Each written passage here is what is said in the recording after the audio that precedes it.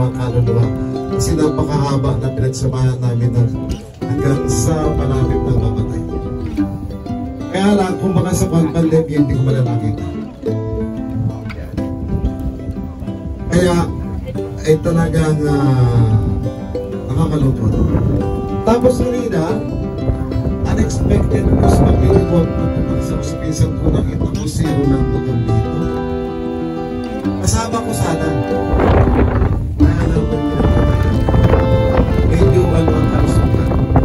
Alam nyo kanina parang excited ako na hindi pa ka-excited ko, parang hindi ka natalungkot kasi may pinagdadaanan na very, kung naso kanina, nakatatlo kami niya pusan. Halos ayaw ko umalis. Kasi parang excited ako na isasama sana sa rito. Proxy ni Leonora. Eh nalaman ko na pero di ka magsabi na kasama ako tapos i-attend namin kayo. Isa ay wala. Sinabi ko talaga totoo, may pinagdadaanan about sa kalusugan. Kaya sabi niya, kasama niyo rin ang aking participation sana. Pero kaya kanina, dumating ako, pagdating ko rin daw, puro girls, anak. Abandoned kids, battered housewives, gano'n. So, nakaka-relate ako sa kanila. Yun ang pinakamadaling salita. Half volunteer ako sa mga tapos yung mga pinapaampo ng mga kids, ako naghahanap ng mga foster parents. So, gusto ko din mag-ampon, pero hindi natuloy kasi inoperahan ako last 2014. Tapos, bumalik ako for good before pandemic. So, yun. Yan, si Dev close pa rin sa Aslam. Kilala ko pa rin yung mga iba. Ang hindi ko lang nakilala kanina si Early. Tapos, yung mga boys hindi masyado. Yun. May isang anak, si Marlon. Diyan sa, ngayon, hindi na rin siya sumasakay sa barko. So,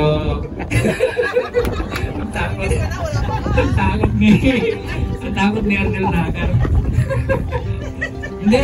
Hindi ko naman magagawa kasi yun. Kasi si Vice, punta tayo. Kaninong anak? Kay Kuya Chody. Nagtalan sa plastic. Okay. Walang iba na pwedeng So, ginawa namin yung katungkulan namin. In short, ito yung kung ako yung tahimik noon, nagsasalita ako, pero asyo na nga. So, ako ay nabalo. 18 years kaming magkasama, nabalo, walang anak. So, libre, no? So, ako ay balo na. Ako naman ay may naging 2 anak doon sa una kong asawa. Yung sa pangalawa, wala na. Bakitin eh.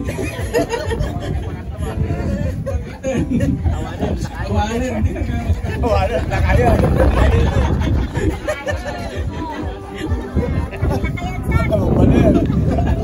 Sa kagbalintay, kasi wala, awanan.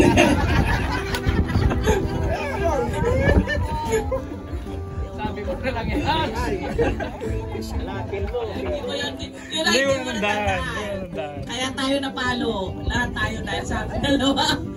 At saka ang sinasabi ko kanina, siguro yung iba hindi nyo masyado natatandaan, pero ang totoo nun, yung sabi nyo kanina na anak kasi ng teacher. Nung grade 2 ako, siguro di ako naging honor nun. Grade 2 lang ako walang honor. Kasi dahil siguro nag-away nga kami nito. Oo. At teacher ang nanay. Diba? Lahat ng pinakamatulungin ako naman nung time na yon. Lahat ng honor nung time na yon kay Ma'am Obrero, anak lahat ng teacher. Ngayon, hindi ko na basta alam ko anak ng teacher. Ngayon, pagdating ng grade 3, grade 1 ko kasi si Inay Salud. Anong honor mo nun? First din ako noon. First ka ba nun? Yes. Si Joy? Hindi ko alam kung naging ano siya. Tapos, grade 2, wala akong honor. Grade 3, kay Ma'am Hiray, first honor din ako. Kaya parang nagalit si Ma'am Hiray, kay Ma'am Obrero. Bakit anong nangyari? Bakit hindi mo na i-honor ito? Wala talaga ako naging honor ng grade 2. Grade 4, tuwa-tuwa ako napunta ako kay Mr. Ayeras. First on So, agad dyan. ang kinatuwa ko nung time na yun, nagtitinda ako ng Nutriban. Nagtitinda ako ng Nutriban, libre na ako sa merienda. Dito namin kinukuha yun, kay Mrs. Lirio. Lirio. O, di ba? Yung parang direde ni Mrs. Lirio. Doon namin kinukuha ang Nutriban. Hindi ko na alam kung ano pa yung mga idudugtong ko doon sa mga sinabi ni Maton. So, binubuli nila ako doon. Ikwento ko rin daw yung nangyari sa amin. Kasi kami grade 5, so hindi na yung grade 1, grade 2, grade 3, basta yun na yun. Grade 5 kami yun, classmate ko yan sila na yan. Kilala niyo si Rosemary Panti? Oh, kilala. Kilala namin yun. Diba? Kilala namin. Classmate namin siya ng grade 5. Ngayon, hindi ko alam ba't kami nag-away. Labasan na yung uwian na. Sabi nila sa akin, doon pa lang sa classroom nag-aaway na kami. Di paglabas, hindi ko alam, inabangan niya yata ako.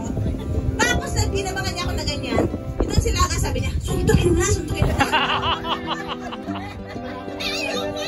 Ayoko yan eh. Ayoko rin natalo ako. Alam niyo, ginawa ko. Yung ganun sa liit, kahit malakit siya. Tapos dinaganan ko. Tapang ko nun. Natalo ko siya. Ngayon, itong hapon, ay, kahit na. Hindi kami pumasok. Ewan ko, saan ba kayo nagtatakbo lang ngayon? Pababa na ganun sa may inyo, sa may kuhat mo. Natanda, hindi ko alam. Tapos kinabukasan, di pa rin ako pumasok, natakot ako. Pinatawag kami ni Ma'am. Belias kami noon, ni Ma'am Belias. Alam niyo yung ginawa sa amin? Pinagda pa kami dun sa table. Tapos pinatayo na sa akin. Ako, bumati kayo batch gano'n para ma-recognize naman. Hindi ko kayo pinansin. So, yun, nagpapasalamat niya. Oo, yun. Maraming salamat at marami kang natulungan, napasaya. Sana maging blessing ka pa sa bawat isa dito sa atin at sa iba pang mga tao. Third, kay Ruel for sharing his home. Yun. At sa kanyang may bahay, sa kanyang pamilya, sa pag-share ng kanyang tahanan sa atin. And also, salamat sa bawat isa sa atin na nag-effort, although mga busy, maraming mga trabaho, ganyan.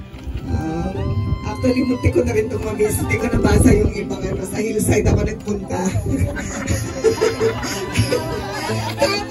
Tapos, sabi rin ng waiter sa taas po. Yun, pumunta ako doon. And then, yun, kahit bihira ako makauwi na talaga ang makakapagbigay sa atin. Hindi ang mga material na bagay. Although, kaaliwan natin yan, pero sana, higit sa lahat, kaaliwan natin maglingkod sa atin. Yun lang, magandang gabi sa inyong lahat. Mag-ingat tayo. Kasi last August, September, October, gano'n, nabuo ang about reunion for batch 83. Kung baka sa Kwan, ang sabi ni Connie is sa birthday niya by November. Kaya kung baka sa Kwan, ito kasi, nung medyo buwan ng gano'n na sabi ko, is talagang umusok ang GC. Na kung saan ay pinag-usapan dito, pero talagang isa rin kami nag-push para matuloy ang reunion. Isa rin ako nga... Kayo po yung naging dahilan, you're the reason, Panginoon, kung bakit natuloy itong gathering na ito. Kaya nagpapasalamat po kami sa iyo. At sa aming pong pansamantalang